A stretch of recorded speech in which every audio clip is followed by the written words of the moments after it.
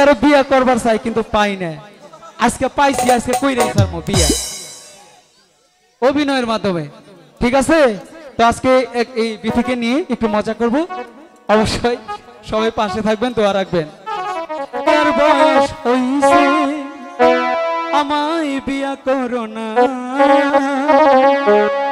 সত্যি কইরা কও না তুমি আমার হইলা না দেখছেন কি অবস্থা আজকে কিন্তু বিয়ে করবই আছেন না সাথে হ্যাঁ হেই বিয়ার বয়স হইছে বাবা বিয়া করো না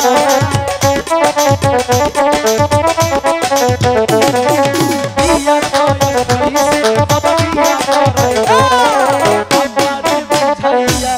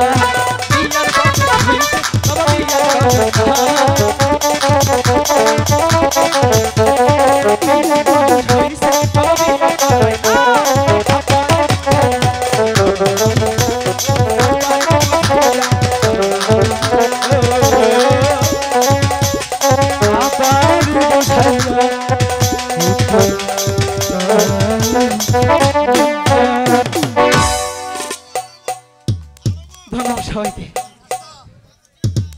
শুধু দশমন্ডলী আর বিরক্ত করবো না, ওদের যে বিনোদন দিয়েছে আমার পক্ষ থেকে পুরস্কার আছে মঞ্জু এবং জারিনের।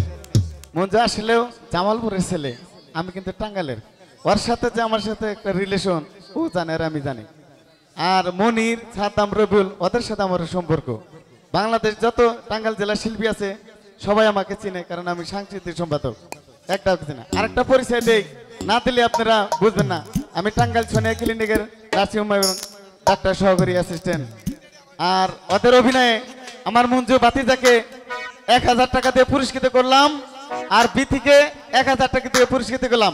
এর পর্বে চলবে বেউল আলোকিন্দা। ধন্যবাদ, আর বিরক্ত করবো না, আমরা চলে যাচ্ছি গানে। সবাইকে অসংখ্য ধন্যবাদ, গানের সাথে থাকবেন।